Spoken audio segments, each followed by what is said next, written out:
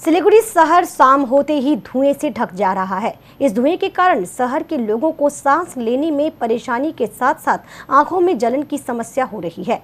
लेकिन यह घटना लगातार क्यों हो रही है, इसकी जानकारी लेने के लिए शुक्रवार को जिला भाजपा अध्यक्ष अरुण मंडल सहित भाजपा पार्षदों ने डंपिंग ग्राउंड का मुआयना किया।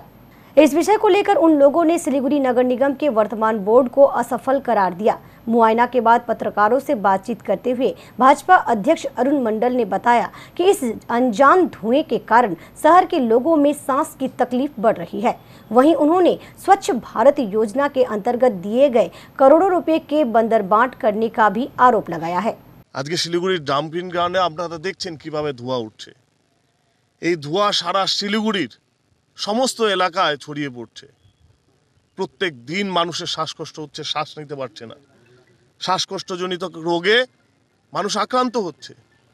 প্রতিদিন নার্সিংহোম হসপিটালে এই শ্বাসকষ্টের জনিত রোগ নিয়ে মানুষ যাচ্ছেন। এখানকার স্থানীয় যেসব এলাকা, আশপাশের এলাকা আছে, তাদের মাটির যে লেয়ার, সেই লেয়ারে এখানকার দূষিত পদার্থ মিশে গেছে। বাড়ির যে কুয়ার জল, সেই কুয়ার জলও তারা খেতে পারছে না। কোটি কোটি টাকা সেন্ট্রাল গভর্নমেন্টের এই স্বচ্ছ ভারত প্রকল্পের নামে এখানে আসছে। শুধুমাত্র এই কর্পোরেশনের নেতারা, তৃণমূলের নেতারা পকেটে বুঝে এক একজন হাজার কোটি টাকার মালিক হচ্ছে, আর কাজের কাজ কিছু করছে না। আজকে এখানে শিলিগুড়ির মানুষদের ভুগতে হচ্ছে। তাই শিলিগুড়িতে যে প্রত্যেক দিন সন্ধ্যা হলে, দুপুরের পর যে এই যে ধোঁয়ার শহরে পরিণত হচ্ছে, তাই আজকে ভারতীয় জনতা পাर्टीর পক্ষ থেকে এই डंपिंग ग्राउंड एससी देखते। वहीं भाजपा के महासचिव नानटूपाल ने बताया कि कचरे को अलग करने का काम ठीक से नहीं हो रहा है। इसके लिए सिलीगुड़ी नगर निगम का वर्तमान बोर्ड दोषी है। डंपिंग ग्राउंडे যে প্রজেক্টটা নেওয়া হয়েছিল তার হলো সেগ্রিগেশন, বর্জ্য পৃথকীকরণ। যেটা পচনশীল সেটাকে আলাদা করা হবে, যেটা পচনশীল না, যেটা শক্ত লোহা কাঠ, সেটা আলাদা করা হবে। তার জন্য স্বচ্ছ ভারত মিশনের সঙ্গে ওয়েস্ট বেঙ্গলের নির্মল বাংলা করেছেন, কিন্তু নির্মল বাংলার সেই কাজটা ওয়ার্ডে ওয়ার্ডে সেগ্রিগেশন হচ্ছে না, এবং যেখানে ডাম্পিং গ্রাউন্ডে ফেলছে সেখানে হচ্ছে না। ফলে এখানে পাহাড়ে স্তূপ হচ্ছে, নোংরা আরও নোংরা হচ্ছে। তার জন্য শিলিগুড়ি মানুষ শ্বাসকষ্ট হচ্ছে, আগুন জ্বালিয়ে ধোঁয়া দিচ্ছে।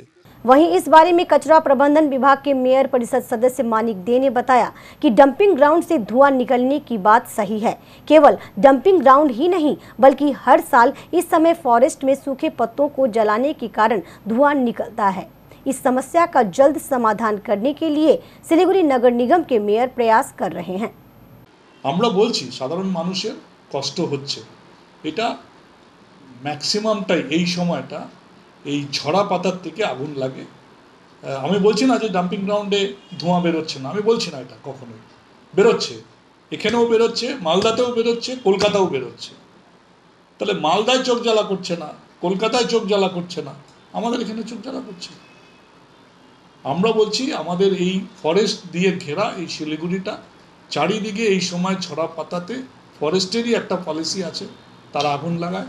তো সুতরাং ধোঁয়াটা কেন হবে, এটাও তো একটা ঘটনা। ধোঁয়া যাতে না হয় তার ব্যবস্থা কিন্তু আমাদের মেয়র সাহেব আজকের থেকে না, ডে ওয়ান থেকে কনজারভেন্সির বিষয় এবং ডাম্পিং গ্রাউন্ডের বিষয় নিয়ে প্রতিনিয়ত উনি চিন্তিত, যাতে কোনোভাবেই এই শহরের মানুষের কোনো অসুবিধা না হয়, তার জন্য সদা উনি এই বিষয়ে কাজ করে যাচ্ছেন।